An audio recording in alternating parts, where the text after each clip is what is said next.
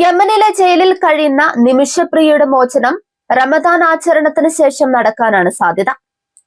പെരുന്നാളിന് ശേഷം കുറ്റവാളികളെ മോചിപ്പിക്കുന്ന കാര്യത്തിൽ വിട്ടുവീഴ്ചയ്ക്ക് സർക്കാരും കൊല്ലപ്പെട്ട യമൻ പൗരൻ തലാൽ അബ്ദുൽ മഹദിയുടെ കുടുംബവും തയ്യാറാകുമെന്നാണ് കരുതുന്നത്. കടുംപിടുത്തം തുടർന്നിരുന്ന തലാലിന്റെ സഹോദരൻ വിട്ടുവീഴ്ചയ്ക്ക് തയ്യാറായിട്ടുണ്ടെന്നാണ് അനൌദ്യോഗിക റിപ്പോർട്ടുകൾ. നേരത്തെ 36 കോടി രൂപ ദയാദാനമായി ആവശ്യപ്പെട്ടെന്ന തരത്തിൽ റിപ്പോർട്ടുകൾ വന്നിരുന്നു. എന്നാൽ ഇത് കുടുംബം നിഷേധിക്കുകയും ചെയ്തു. അതിനിടെ യമനിൽ നിമിഷപ്രിയയുടെ മോചന നടപടികളുമായി ബന്ധപ്പെട്ട് പ്രവർത്തിക്കുന്ന സാമുവൽ ജെറോമിന്റെ വസതിയിൽ കഴിയുന്ന നിമിഷപ്രിയയുടെ മാതാവിന്റെ വിസ പുതുക്കുന്നതിനായി അവർ ആവശ്യപ്പെട്ടതനുസരിച്ച് $500 അയച്ചു കൊടുത്തതായാണ് ആക്ഷൻ കൗൺസിൽ വൃത്തങ്ങൾ പറയുന്നത്. 2017 യമൻ പൗരനെ കൊലപ്പെടുത്തിയ കേസിൽ ശിക്ഷിക്കപ്പെട്ടതിനു ശേഷം 2018 മുതൽ യമനിലെ സെൻട്രൽ ജയിലിൽ വധശിക്ഷയ്ക്ക് വിധിക്കപ്പെട്ട് കഴിയുകയാണ് നിമിഷപ്രിയ. കഴിഞ്ഞ ജൂലൈ 16 അവരുടെ വധശിക്ഷ നടപ്പാക്കാൻ തീരുമാനിച്ചിരുന്നതായി വിവരം ലഭിച്ചിരുന്നു. എന്നാൽ വധശിക്ഷ നടപ്പാക്കില്ലെന്ന് ഉറപ്പു വന്നിട്ടുണ്ട്. വധശിക്ഷ നടപ്പാക്കാൻ മണിക്കൂറുകൾ മാത്രം ബാക്കിയുള്ളപ്പോൾ കഴിഞ്ഞ ജൂലൈ 13 കാന്തപുരം AP അബൂബക്കർ മുസലിയാരും അവിടുത്തെ സൂഫി പണ്ഡിതനുമായി ചർച്ച നടത്തിയതോടെയാണ് വധശിക്ഷാ നടപടികൾ യമൻ അധികൃതർ മരവിപ്പിച്ചത്. കേന്ദ്ര സർക്കാരും ഇന്ത്യൻ എംബസി വഴി ചർച്ചകൾ നടത്തി.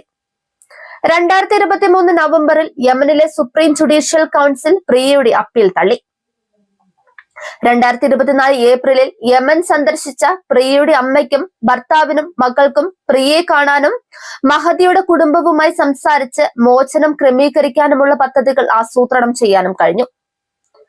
2024 ഏപ്രിൽ 24 പ്രിയയ്ക്കും അമ്മയ്ക്കും കൂടിക്കാഴ്ച നടത്താൻ കഴിഞ്ഞത്. യമൻ പൗരന്റെ കുടുംബവുമായി ഇതിനകം 3 ചർച്ചകൾ പൂർത്തിയായി.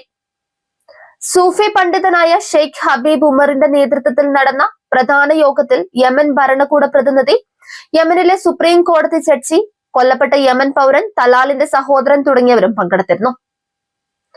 നിമിഷപ്രിയ എന്ന പേര് രാജ്യം കേൾക്കാൻ തുടങ്ങിയിട്ട് നാളുകളേറെയായി.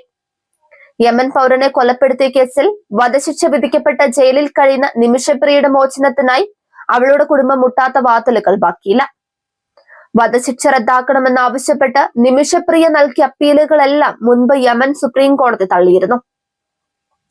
പാലക്കാട് കൊല്ലങ്കോട് തേക്കിൻചിറ സ്വദേശിനിയാണ് നിമിഷ. തലാൽ അബ്ദുൽ മഹദി എന്ന യമൻ സ്വദേശിയെ കൊലപ്പെടുത്തിയെന്നാണ് നിമിഷയ്ക്കെതിരെയുള്ള കേസ്. കൊല്ലങ്കോട് മാറ്റൂരിലെ തോട്ടം കാര്യസ്ഥനായിരുന്ന തൊടുപുഴ സ്വദേശിയായ ടോമിയെ വിവാഹം കഴിച്ച് 2012 നിമിഷപ്രിയ യമനിൽ നഴ്സായി ജോലിക്ക് കയറിയത്. ഭർത്താവ് സ്വകാര്യ സ്ഥാപനത്തിലും നിമിഷ ക്ലിനിക്കിലും ജോലി നേടി. അതിനിടെ യമൻ പൗരനായ തലാൽ അബ്ദുൽ മഹദിയെ പരിചയപ്പെടുകയും ഇരുവരും ചേർന്ന് കച്ചവട പങ്കാളിത്തത്തോടെ ക്ലിനിക്ക് തുടങ്ങാനും തീരുമാനിച്ചു. യമൻ പൗരന്റെ ഉത്തരവാദിത്തത്തോടെ അല്ലാതെ ക്ലിനിക്ക് ആരംഭിക്കാനാവില്ല എന്നതിനാലാണ് മഹദിയുടെ സഹായം തേടിയത്. ബിസിനസ് തുടങ്ങാൻ നിമിഷയും ഭർത്താവും തങ്ങളുടെ സമ്പാദ്യമെല്ലാം മഹദിക്ക് കൈമാറി. ബിസിനസിന് കൂടുതൽ പണം ആവശ്യമുള്ളതിനാൽ നിമിഷയും ഭർത്താവും മിഷേൽ എന്ന മക്കളുമൊത്ത് നാട്ടിലേക്ക് വന്നു. പിന്നീട് നാട്ടിൽ നിന്ന് യമനിലേക്ക് തിരിച്ചുപോയത് നിമിഷ മാത്രമാണ്. ബിസിനസ് പച്ച പിടിക്കുമെന്നും മഹദി ചതിക്കില്ല എന്നുമായിരുന്നു ഇവരുടെ വിശ്വാസം. നിമിഷപ്രിയ പോയതിനു ശേഷം യമനിലേക്ക് തിരിച്ചു പോവാനായിരുന്നു ടോമി ഉദ്ദേശിച്ചതെങ്കിലും യമൻ സൗദി യുദ്ധത്തെ തുടർന്ന് ആ യാത്ര മുടങ്ങി. ബിസിനസ് പങ്കാളി എന്ന നിലയിൽ ആദ്യം മാന്യമായി ഇടപെട്ടിരുന്ന മഹദിയുടെ സ്വഭാവം പിന്നീട് പ്രതീക്ഷിക്കാത്ത രീതിയിലേക്ക് മാറി. മഹദിയുമായി ചേർന്ന് ക്ലിനിക്ക് തുടങ്ങിയ ശേഷം താൻ ഭാര്യയാണെന്ന് പലരെയും വിശ്വസിപ്പിച്ചു. വ്യാജ വിവാഹ സർട്ടിഫിക്കറ്റും ഫോട്ടോയും ഉണ്ടാക്കി. 2015 നിമിഷപ്രിയ 1 മാസത്തെ അവധിക്കായി നാട്ടിലേക്ക് വന്നപ്പോൾ തലാലും കൂടെ വന്നു. സന്ദർശനത്തിനിടെ വീട്ടിൽ നിന്ന് നിമിഷയുടെ വിവാഹ ഫോട്ടോ മോഷ്ടിക്കുകയും ഇതിൽ പിന്നീട് കൃത്രിമത്വം ചെയ്ത് തലാലുമായുള്ള വിവാഹ ഫോട്ടോയാക്കി മാറ്റുകയും ചെയ്തുവെന്നാണ് നിമിഷപ്രിയയ്ക്ക് വേണ്ടി സുപ്രീം കോടതിയിൽ നൽകിയ റിട്ട് ഹർജിയിൽ പറയുന്നത്. ഇരുവരും ചേർന്ന് ആരംഭിച്ച ക്ലിനിക്കിലെ വരുമാനം മുഴുവൻ തലാൽ സ്വന്തമാക്കി. നിമിഷ ഇത് ചോദ്യം ചെയ്തപ്പോൾ തലാൽ ഭീഷണിപ്പെടുത്തുകയും രേഖകൾ പിടിച്ചു വെക്കുകയും ചെയ്തു. കൃത്രിമ വിവാഹ രേഖ ഉൾപ്പെടെ തലാൽ ഉണ്ടാക്കിയെടുത്തു. വരുമാനം കൈക്കലാക്കുന്നതിനൊപ്പം നിമിഷയുടെ സ്വർണമെടുത്ത് തലാൽ സ്വന്തം നിലയിൽ വിൽക്കുകയും ചെയ്തു. തലാലിന്റെ കീഴിൽ നിരന്തരമായി മാനസികമായും ശാരീരികവുമായുള്ള പീഡനങ്ങൾ നിമിഷയ്ക്ക് ഏറ്റുവാങ്ങേണ്ടി വന്നു.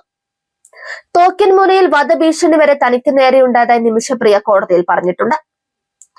നിമിഷയുടെ പാസ്പോർട്ട് തട്ടിയെടുത്തതിനാൽ തലാലിന്റെ അനുവാദമില്ലാതെ അവൾക്ക് രാജ്യത്തു നിന്ന് പോകാനും കഴിയില്ലായിരുന്നു. പീഡനം സഹിക്കവയ്യാതെ നിമിഷ സന പോലീസിന് പരാതി നൽകി. എന്നാൽ തലാലിനെതിരെ നടപടി സ്വീകരിക്കുന്നതിന് പകരം പോലീസ് നിമിഷപ്രിയയെ അറസ്റ്റ് ചെയ്തു. 6 ദിവസം കസ്റ്റഡിയിൽ കഴിയേണ്ടി വന്നു. ജയിലിൽ നിന്ന് പുറത്തു വന്ന നിമിഷയ്ക്ക് വീണ്ടും ക്രൂരമർദ്ദനമാണ് നേരിടേണ്ടി വന്നത്. അധികൃതർക്ക് പരാതി നൽകിയ നിമിഷപ്രിയയെ മഹദി മർദ്ദനത്തിനിരയാക്കി. ജീവൻ അപകടത്തിലാകുമെന്ന ഘട്ടത്തിലാണ് താൻ മഹദിയെ അപായപ്പെടുത്താൻ ശ്രമിച്ചത് എന്നാണ് നിമിഷപ്രിയയുടെ വാദം.